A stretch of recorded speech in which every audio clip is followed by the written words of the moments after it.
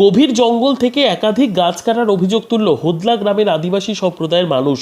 গভীর জঙ্গলের ভেতরেই বন দপ্তরের কর্মী আধিকারিকদের সামনেই তুমুল প্রতিবাদ আদিবাসী 22 মৌজার মানুষদের। বুধবার সকালে আদিবাসী 22 মৌজার লো এবং খেরোয়াল মহলের তরফে হোদলা জঙ্গলে বিক্ষোভ দেখানো হয়।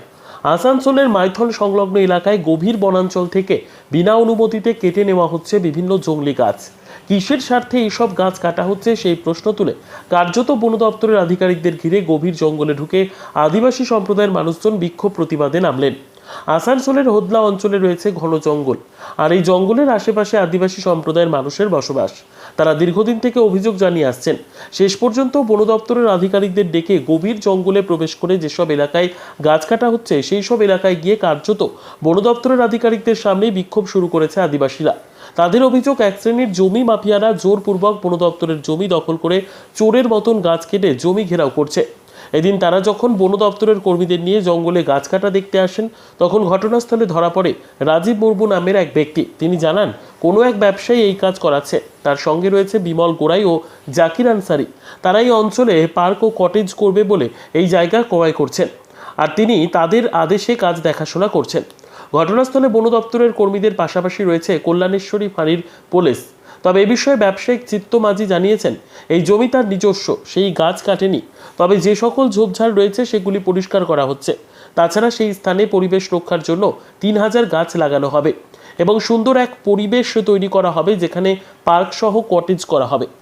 আসানসোল থেকে কাজল মিত্রের রিপোর্ট, নিউজ সমাজহিতৈষী। 3 দিন আজকে আচ্ছা, কেন কাটা হচ্ছিল গাছগুলো? এগুলো এখানে বলছিল যে পার্ক বানাবে। কে বানাবে? করে চিত্ত মাঝি। আর কে আছেন? চিত্ত মাঝি এরকম আর বাকিগুলো জমি কারবারে আসে। জাকির নাই, জাকির আনসারি, বিমল গোড়াই, রাজীব মুর্মু। আমি আপনার নাম? রাজীব মুর্মু। মাফিয়া আর কি, মানে জমিন মাফিয়া আমাদের এই হদলা বিটের মধ্যে যথেচ্ছভাবে বনভূমির গাছ কাটা চলছে এবং একটা প্ল্যানিং চলছে, না এটা কোনো কিছু নির্মাণ হবে, কোনো কিছু প্রজেক্ট হবে। কিন্তু আমাদের এই বক্তব্য হচ্ছে, যথেচ্ছভাবে এই যে অবৈধভাবে যে গাছ কাটা চলছে এবং এই যে বনভূমির ভিতরে যদি এই বিভিন্ন রকম নির্মাণ হয়, আমরা জানি সারানপুর অঞ্চলের এই অঞ্চলটাকে, হদলা বিট অঞ্চলটাকে ফুসফুস বলা হয়। এখান থেকে যে পরিমাণ অক্সিজেন জন্মায় বা অক্সিজেন আমরা পাই, এটা কিন্তু শুধু আদিবাসীরা পায় না, সমগ্র মানবকুল পায়। এখানে যদি কোনো কিছু নির্মাণ হয়, স্থাপত্য নির্মাণ করে, তাহলে কিন্তু আমাদের এই বনভূমি একদিনে সব কেটে ফেলা হবে এবং এতে আমরা শঙ্কাবোধ করছি। তার জন্য আমরা সমস্ত 22 মৌজার সকল আদিবাসী এবং পারগানা ল মহল এবং খেরোয়াল মহলের পক্ষ থেকে আমরা এই জমায়েত করেছি এবং আজকে বিট অফিসারকে ডেকেছি, রেঞ্জার সাহেবকে ডেকেছি, ওনাকে পরিদর্শন করাবো যে কতটা কি পরিমাণ কি হয়েছে। সেই হিসেবে ওনাকে বলবো, আমরা ওনাকে বলতে চাই যাতে এই আইনানুগ ব্যবস্থা নেওয়া হয়। কারা করছে এটা এক শ্রেণীর, আমরা ঠিক জানি না, তো এক শ্রেণীর ওটাকে স্যারকে দিয়ে ওটাকে তদন্ত করাবো। কে করছে, স্যারের দায়িত্ব হচ্ছে এটা। আপনি কে করছে না করছে স্যার জানবেন। উনি যদি না জানেন, তার অথরিটিকে জানাবেন কে করছে, তাহলে বোঝা যাবে।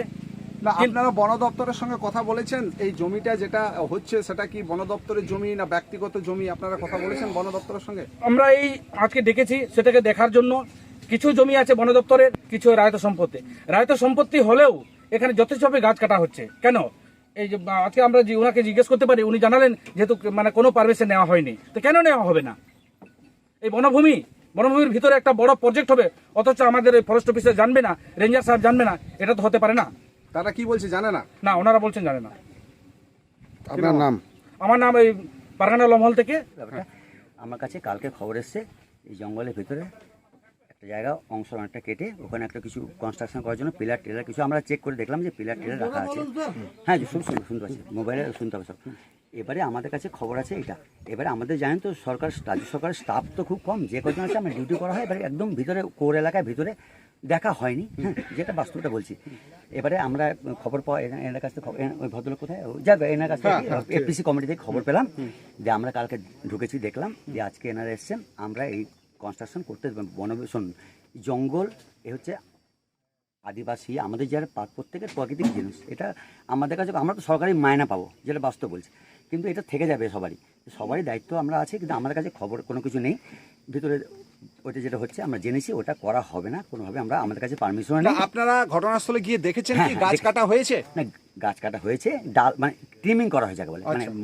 মোটা গাছ কিছু কাটা হয়, ট্রিমিং মানে ওইখানে এলাকাটাকে ছাড়ানো ঝোপঝাড় হয়েছে। পরিষ্কার করে একদম ছাড়ানো হয়েছে এবং ওখানে কিছু করার জন্য কনস্ট্রাকশনের পিলার ঠিলার কিছু দেখলাম রাখা আছে এবং এটা এদিক দিয়ে ঢোকেনি, আমরা দেখলাম এদিকে 4 চাকা যাওয়ার জায়গা নেই, ওটা সম্ভবত ওই হদলার ওই দিক থেকে এসেছে। আমি নতুন এসেছি, 3 মাস এখানে জয়েন করেছি।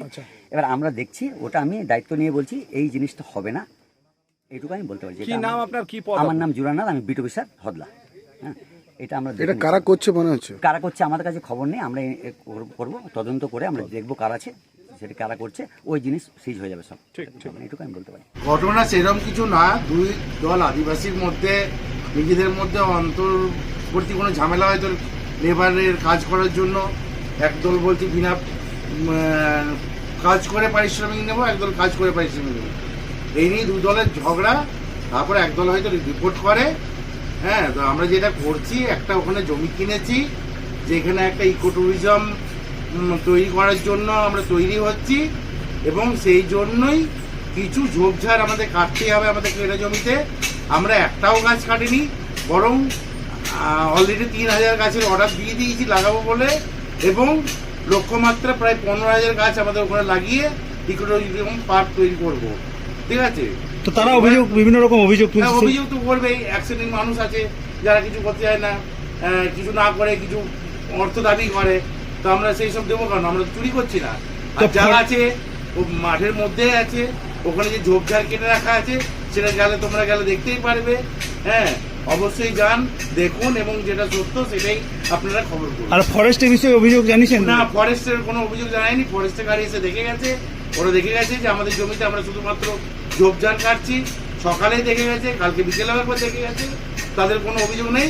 বরং বললো একটা আমাদের একটা লিখিত ইনফরমেশন দিতে। কত নম্বর দাগ জমিটি? এই জমিটা দাগ হচ্ছে হদলা মৌজা, অনেকগুলো দাগ আছে, তো 22, 23, 24, 25, 36, 37, ঠিক আছে, টোটালি প্রাইভেট ল্যান্ড। এটা কিছুটা কি নাম? আছে আদিবাসীদের ল্যান্ড, কিছুটা আছে আমাদের বাঙালিদের জমি। কি নাম আপনার? আমার নাম চিত্তপাঞ্জি।